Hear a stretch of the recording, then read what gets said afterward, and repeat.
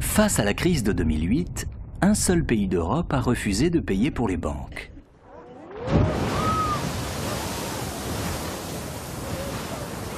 L'Islande.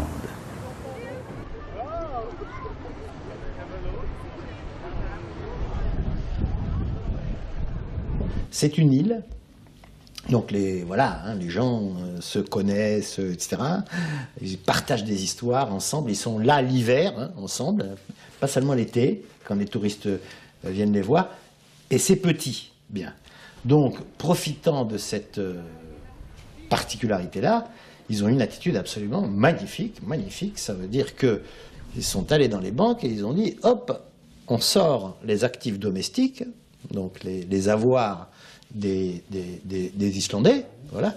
Tout ce qui est actifs étrangers, tout ce qui est activité spéculative, tout ce qui est ce avec quoi les gens se sont gavés pendant des années, terminé, on fait défaut. Suite à la crise des subprimes, la banque privée islandaise Icesave et sa maison mère Landsbanki doivent rembourser 4 milliards de dollars à des clients hollandais et britanniques. Le gouvernement annonce qu'il prendra en charge cette dette privée.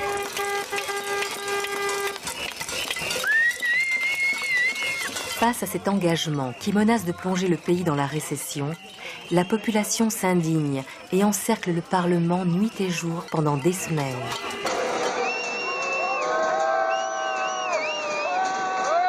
Cette résistance de la population islandaise plonge la communauté financière dans la consternation.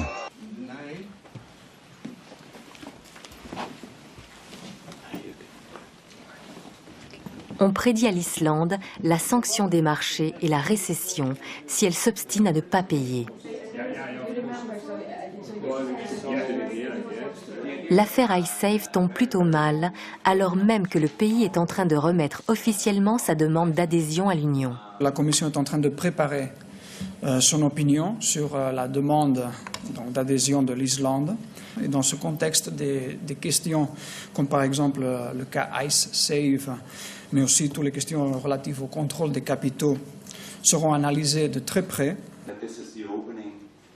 La pression exercée était, on ne peut pas vous garantir que vous rentrerez, mais si vous ne commencez pas par payer, les négociations vont vraiment mal se passer. Les Anglais ont utilisé une loi antiterroriste qui a été émise après 2001 et qui devait être utilisée uniquement contre Ben Laden ou la Corée du Nord. Et elle a été utilisée contre une banque islandaise, sachant que les liens historiques d'amitié, de culture, d'histoire entre l'Islande et l'Angleterre. L'Islande, c'est le pays des Vikings. Ils ont occupé l'Angleterre 36 fois. Il y a des dynasties entières anglaises qui ont des origines vikings dans la nuit des temps. Bah non, ça a mis un sérieux coup de froid. Oui, ça a mis un sérieux coup de froid.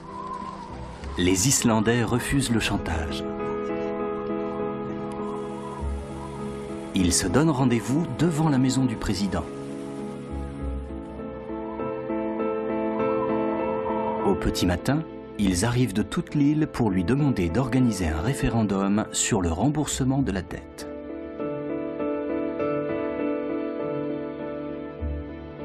Ils apportent au président une pétition signée par un quart de la population.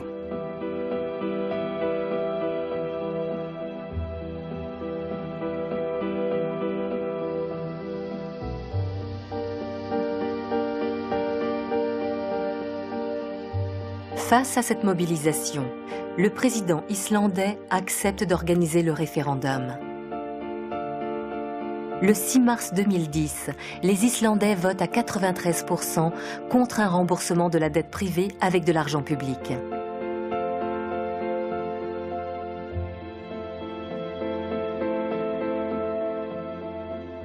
Ce qui s'est passé en Islande, c'est ça qui est normal.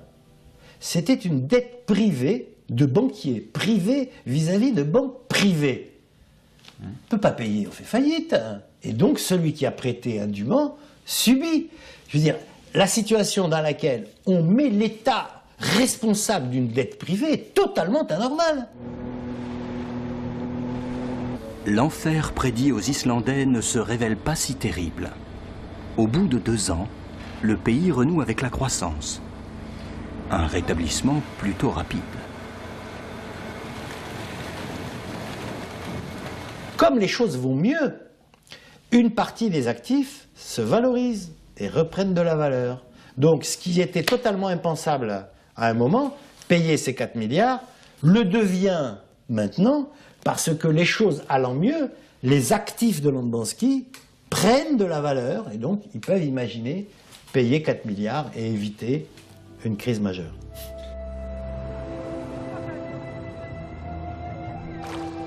En protégeant l'argent public, les Islandais ont sauvé leur petite île.